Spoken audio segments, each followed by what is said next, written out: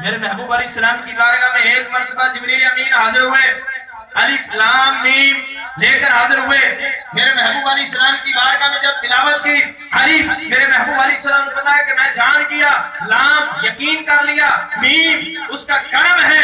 جبریل امین عرض کرتے ہیں، آج کچھ لوگ کہتے ہیں کہ جبریل امین نے پڑھایا ہے قرآن، بلکہ سورۃ الرحمن میں اللہ تعالیٰ نے ارشاد فرمایا کہ جبریل امین نے نہیں پڑھایا، جبریل امین حضور کے پاس لے کر آتا تھا، پڑھایا تو رحمان نے پڑھایا، سبحان اللہ، رحمان نے پڑھایا ہے۔ اب جبریل امین عرض کرتے ہیں، یا رسول اللہ کہ مجھے سمجھ نہیں آئی، ان لفظوں کے معنی کا نہیں پتا چلا۔ قربان جائیں، آمنہ کے لال مدینے کے تاجدار نے فرمایا کہ یہ میرے اور رب کے درمیان راز ہے، سبحان اللہ، انہیں حروف مقطعات بولا جاتا ہے۔ اس کا علم نہ مفسرین جانتے ہیں نہ محدثین جانتے ہیں، صحابہ کرام سے بھی اسی طریقے روایت ملتی ہے، خدا جانتا ہے یہ آمنہ کا لال۔ قرآن کی عظمت برال برا۔ سخی کی دو مثالیں ہیں، ایک سخی وہ ہوتا ہے جو فقیر کو بلا کر دیتا ہے، ایک وہ سخی ہوتا ہے جو گھر میں جا کر دیتا ہے، کنواں بلا کر دیتا ہے، دریا آ کر دیتا ہے، جو سمندر ہے یہ بادل بنا کر پورے عالم پر پانی برسا دیتا ہے۔ اب غور کریں، کعبہ بھی سخی ہے، قرآن بھی سخی ہے، کعبہ بھی سخی ہے، قرآن بھی سخی ہے، لیکن فرق یہ ہے کعبے جاؤ گے تو جا کر فیض لے کر آؤ گے، لیکن قرآن کی شان یہ ہے مشرق اور مغرب میں گھر جا کر اپنا فیض جاری کر دیا۔ بلکہ جو ان پڑھ ہیں ان کے لیے مفتی احمد یار حکیم الامت مفتی احمد یار خان نیمی مراد آبادی آپ فرماتے ہیں کہ ان کے لیے جو ان پڑھ ہے بالکل، یعنی انہیں فیض نہیں ملتا، انہیں بھی فیض ملتا ہے قرآن کا، وہ کیسے ملتا ہے؟ آپ فرماتے ہیں ان کے لیے جو علماء کرام ہیں یہ بادل کی مثل ہے، اللہ تعالی نے بادل بنا بنا کر اپنی رحمتوں کی بارش ان پر بھی برسا دی۔ آفتاب بھی نور ہے، لیکن ایک وقت میں آدھی زمین کو چمکاتا ہے، پھر زہر کو چمکاتا ہے، باطل کو نہیں چمکاتا، اپنے سامنے والے کو چمکاتا ہے۔ اب غور کریں کہ صبح اور شام کے ٹائم ہلکا ہوتا ہے اور دوپہر کو تیز ہو جاتا ہے، پھر اس کے اوپر بادل بھی آ جاتے ہیں، پھر سورج گرہن بھی لگتا ہے۔ اب غور کریں، قرآن کی عظمت سنیں، قرآن بھی نور ہے، لیکن قرآن میں فرق کیا ہے؟ فرق یہ ہے، قرآن کی عظمت یہ ہے صبح بھی فیض عطا فرماتا ہے، شام کو بھی عطا فرماتا ہے، رات کو بھی عطا فرماتا ہے، بلکہ جو سننے والے انہیں بھی عطا فرماتا ہے، نہ ان کے خیال میں کمی آتی ہے، یہ ایک وقت میں دل اور دماغ کو بھی چمکاتا ہے۔ نعرہ تکبیر، نعرہ رسالت، نعرہ غوثیہ، نعرہ حیدری۔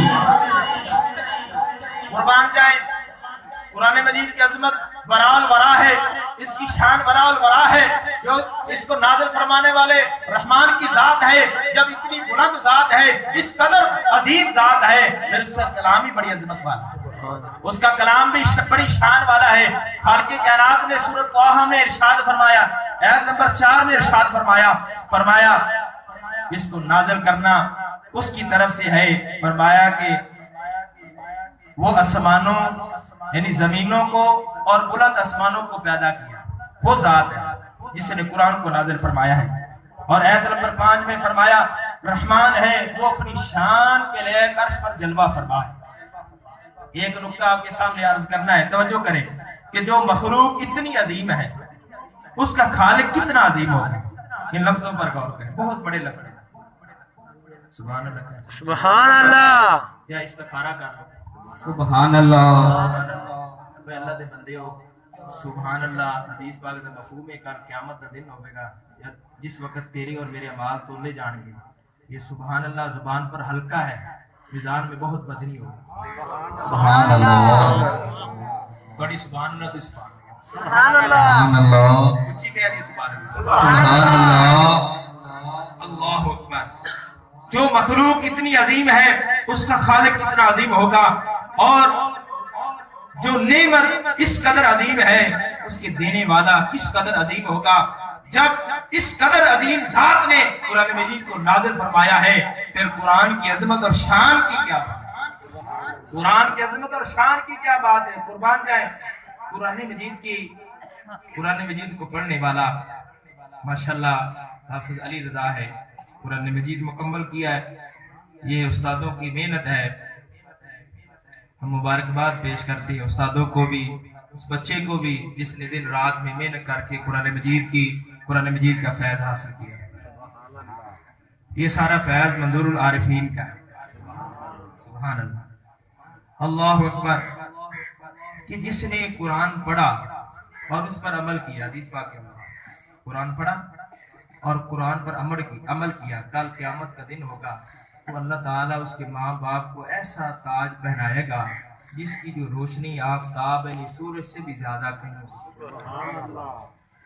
قرآن مجید ایک واحد کتاب ہے، بندہ قرآن کو کھولتا ہے، پڑھتا نہیں لیکن اللہ ثواب عطا فرماتا ہے۔ قرآن کی زیارت کرنا عبادت ہے، کعبہ شریف کی زیارت کرنا عبادت ہے، مدینہ شریف کی زیارت کرنا عبادت ہے، پیارے اور سونے خوبصورت گنبد سبز کی زیارت کرنا عبادت ہے، ماں باپ کی محبت کے ساتھ زیارت کرنا عبادت ہے، بلکہ حدیث